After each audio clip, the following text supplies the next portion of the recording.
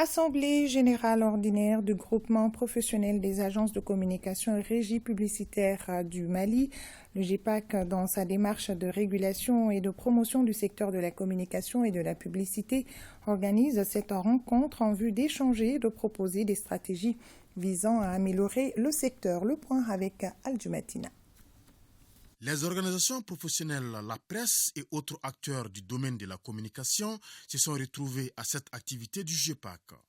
Le groupement professionnel des agences de communication et régie publicitaire du Mali, qui œuvre pour défendre les intérêts des agences de communication et leur donner les moyens de se faire entendre dans l'environnement communicationnel et institutionnel du Mali, fait le point des activités menées et les défis à relever. Et nous constatons que notre secteur subit la crise comme tous les secteurs privés du Mali, mais nous avons des particularités. Mais en même temps, à côté, nous avons aussi des opportunités. Et ensemble, nous devons trouver le bon équilibre, comment juguler la crise, mais tout en nous projetant sur l'avenir. Et globalement, c'est ce processus qui est en cours aujourd'hui.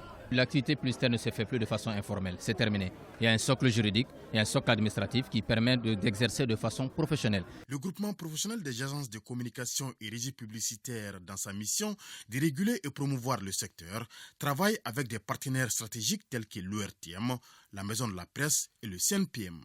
Un partenariat fécond et productif salué lors de la présente Assemblée générale ordinaire. Je voudrais d'abord remercier au nom du directeur général de l'ORTM, le GEPAC, pour l'invitation. Nous avons nous aussi estimé qu'il fallait développer une collaboration avec les agences privées, avec les structures privées de production et de communication. Alors cette collaboration se manifeste sous diverses formes.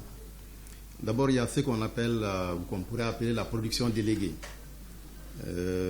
Ça veut dire que nous avons des émissions dans la grille de la télévision que nous confions ou dont la production est confiée carrément à des structures privées, à des agences privées. Depuis déjà quelques années, la Maison de la Presse et le GEPAC ont compris la nécessité de se mettre ensemble.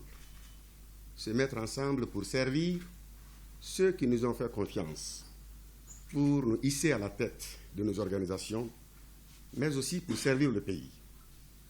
Je pense que ce partenariat efficace, dynamique, efficient, a été salué par le ministre lors de son passage dans l'émission Malikoura Tassura du 16 mai dernier. Notre pays est à la croisée du chemin. Le contexte nécessite une synergie d'action de toutes les composantes. Et nous sommes convaincus que INI, nous vaincrons, avec ou sans raison, nous vaincrons. Ce challenge, bien entendu, sera fait avec toutes les composantes du pays, chacun dans son domaine de compétences. Aujourd'hui, je suis en compagnie des spécialistes de la communication et de la publicité. Je me permets de dire que ce pays a grandement besoin de vous en ce moment.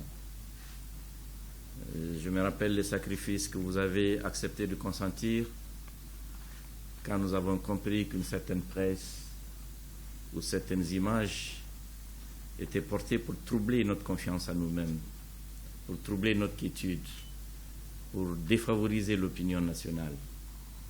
Vous avez accepté de faire le sacrifice de ne pas publier ces images déconcertantes qui sont susceptibles de porter ombrage à l'unité que nous recherchons. Je vous en remercie.